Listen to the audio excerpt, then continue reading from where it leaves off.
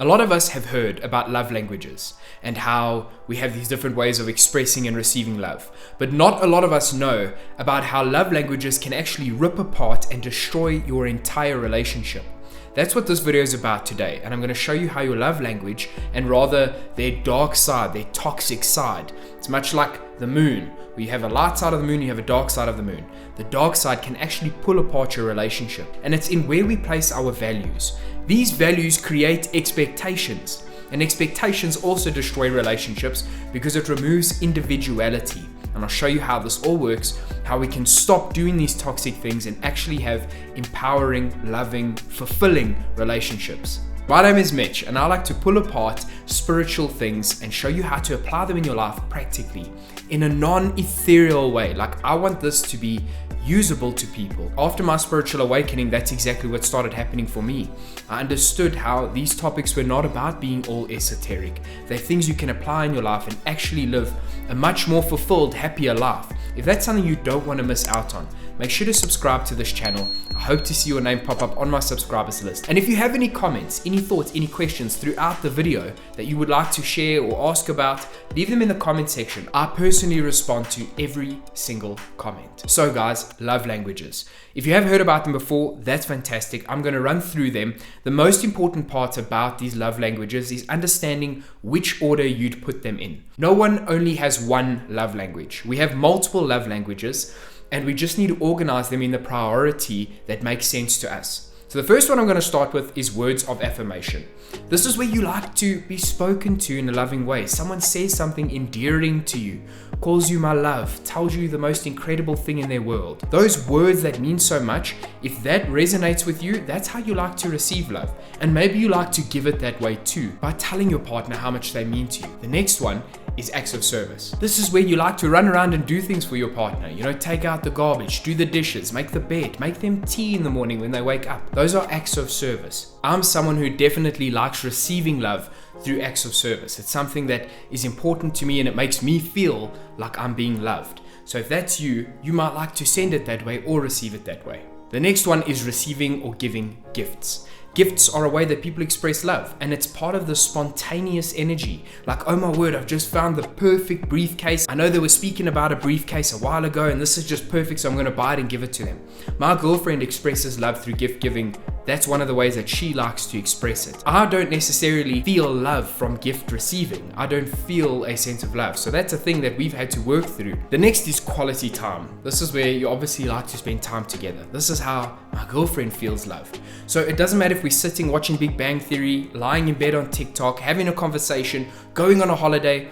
As long as we're together, she feels love. So that way of devoting time to her makes her feel loved. If that's you, that's quality time.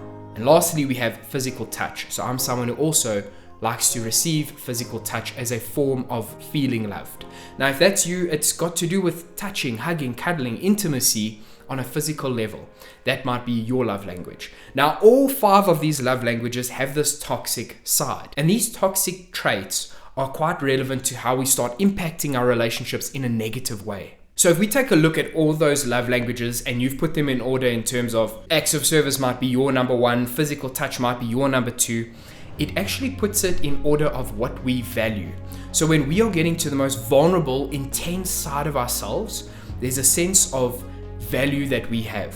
Now, if yours, for example, is words of affirmation, words themselves, the spoken or written word is what you value. Now that's why it has a toxic side too, because when something doesn't go someone's way, they might respond using words in a hurtful way. And this is how we all have these love languages and their toxic siblings. I heard a phrase a while ago that really stuck with me, and it's, if you really want to know who someone is or how they're going to behave on a day-to-day basis, take a look at how they respond to not getting what they want. It's something important you can use in your relationship. If your partner doesn't get what they want, how do they respond to you? Do they punish you? Do they ignore you? What do they do? This level of acceptance of not getting what you want, whatever that level is, if you're somebody who can tolerate not getting what you want and it doesn't change who you are, that is conducive to a strong relationship, a strong connection, because you're okay not having everything the way you want it.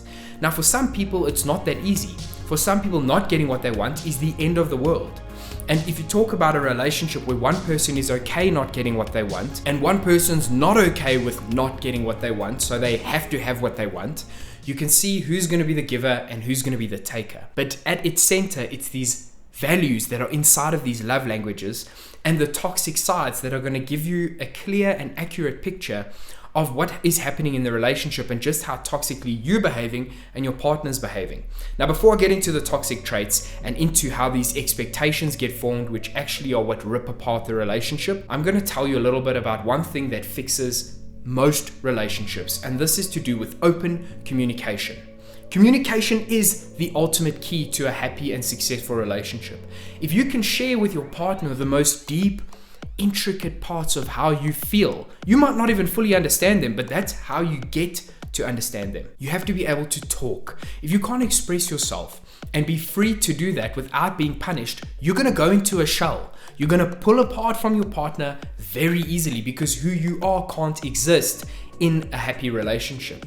And I went through that for a long time with my partner, so did she. We were so scared to say or do anything because of two main fears that tend to happen, and I'll get into those now, that we didn't ever express our authentic selves or what we really needed from each other to feel like we were in a happy, loving relationship. Those two fears I just mentioned are these main ones in most relationships. And it's, I'm scared to lose you, or I'm scared to lose me. If you're sitting there going, I'm scared to lose you, you will naturally lose yourself in order to keep them. And if you're scared of losing yourself, you will naturally lose the other person in order to keep yourself. So whatever you choose to serve, the rest falls away. Now, this part isn't easy, but fear will ruin everything, not just relationships. Fear will ruin your entire life. And if you're scared of losing them or losing yourself, and you're acting to prevent your fear, you're not living in an open, authentic relationship, which I think is a huge reason why divorce numbers are so high and things like that. I come from a broken home. My girlfriend doesn't.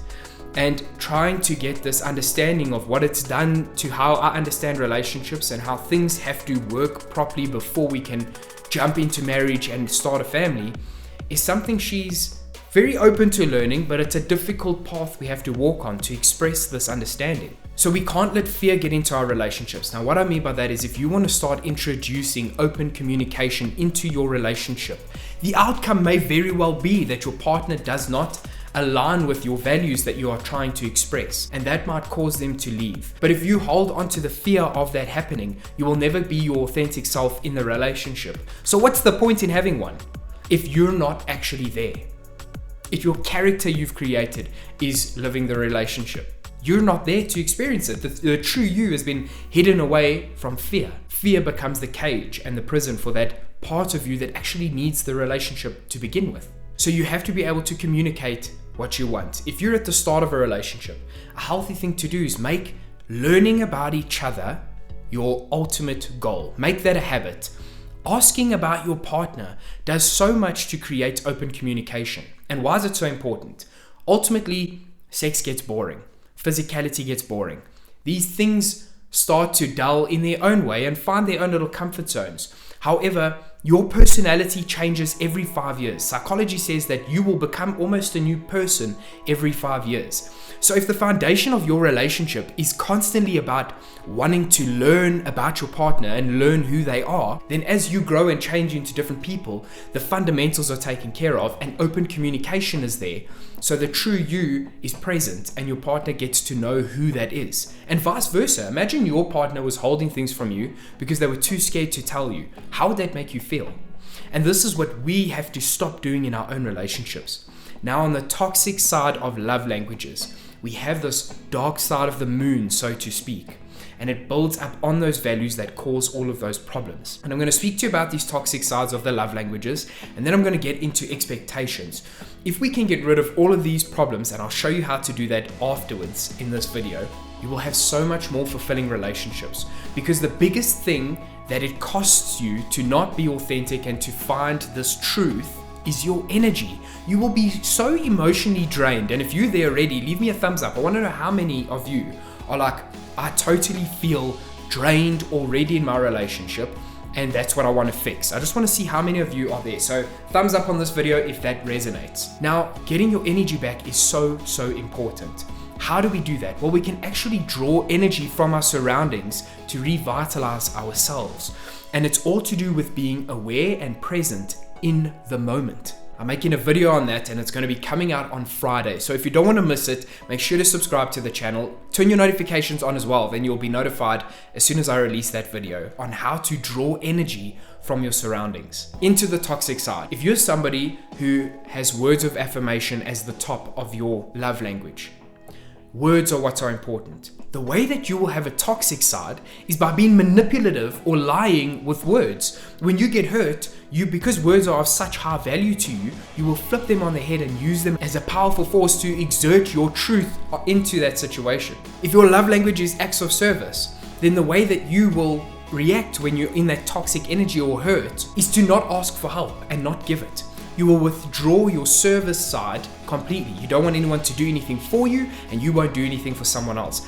I do that. I still find myself getting caught in that toxic space where I'm like, oh shit, I'm doing it right now. I'm withholding my authentic self because of this problem. And I'm going to get into this authentic self in a second. If your love language is about gifts, receiving or giving gifts, then what that toxic side is materialistic stuff. So if your needs are not being met materialistically, you will pull back. And that's a materialism mindset that causes problems. If it's quality time, the way that you will punish or the way that you will express a hurt in that space is by withdrawing. If you like to spend time together, you will isolate, go into your own bubble, and you will withdraw from your partner. That's a way that you are toxic because time is so valuable to you. And if your love language is physical touch, then avoidance is the toxic side.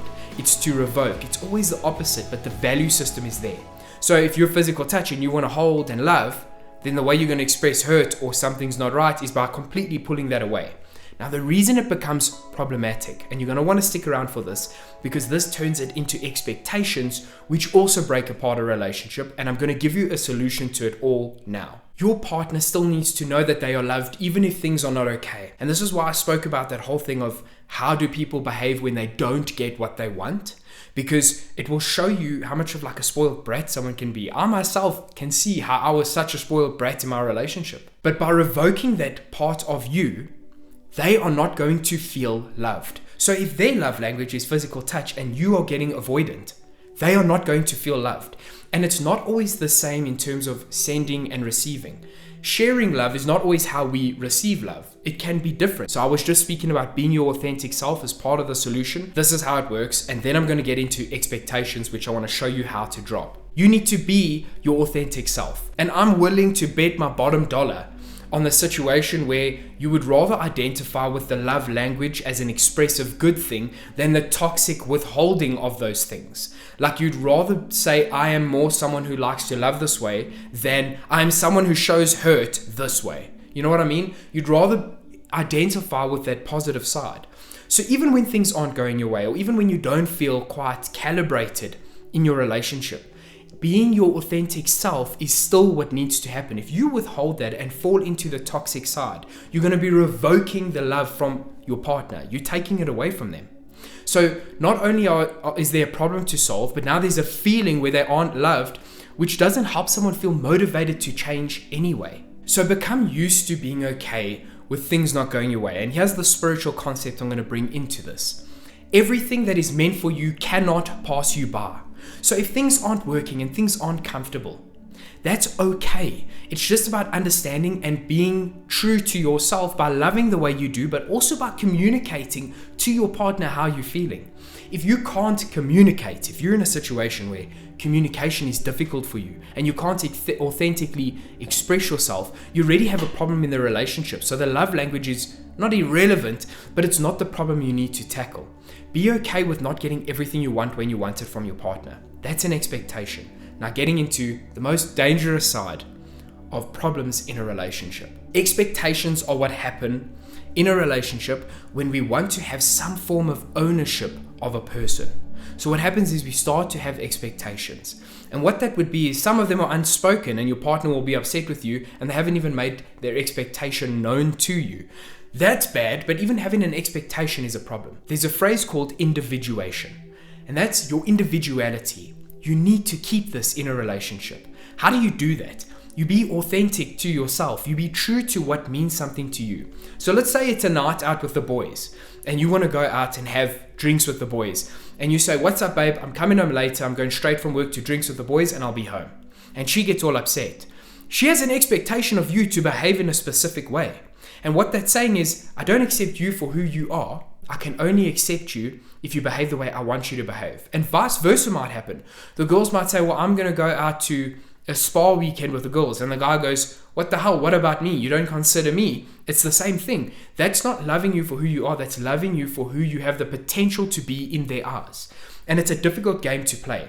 The way we fix that is by filling our own cup. If we emotionally fulfill ourselves, then two individual people can live a very happy life together, because it's not based on the fear of things not happening. It's not based on expectations. So the ultimate solution, and I'm going to give it to you in one phrase that you can apply. Write it down, screenshot it. Maybe I'll put it on in text so you can see them step by step. Here are the steps that you need to follow to help fix a relationship or start a healthy new one. And it works like this. First things first is be authentic to you and fill your own cup.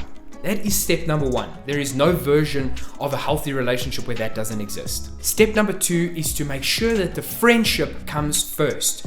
Liking each other, wanting to know each other is priority. If you don't have that, then the relationship gets dull, and as you change into different people, you don't even know who you're with anymore. Number three is knowing your love languages and your toxic traits. And you have to know and acknowledge what they are. Step four is self-control. Step four about self-control means don't become toxic. Don't do your toxic behavior side. And the only way you're going to do that successfully is if you're filling your own cup. Because emotionally, your needs are met by yourself. You don't need or expect your partner to do anything. And that's how you'll maintain that healthy side of not getting into your toxic side. The next step is to not be fearful. Don't let fear come in. Don't be scared of losing the partner or scared of losing yourself. Just make sure you keep that intact within you. Honor yourself. Don't be scared of the outcome. If the true you means that someone leaves, then the true you needs someone else. It can't be that someone who is meant for you, but you aren't your authentic self. So fear can't come in. And the last point, always maintain your energy. That goes to an earlier point by being authentic to yourself and filling your own cup. And like I said, on Friday, I'm going to be releasing a video on how you can draw energy from your surroundings to literally start living a happier, healthier life and being authentic to yourself and filling your own cup. If you don't want to miss out on that, hit the subscribe button, turn your notifications on, and if you have any thoughts, leave them in the comments. I hope to see you join my subscribers list. That would be a great day for me, and on the next video. Thanks for watching. Mad love and light.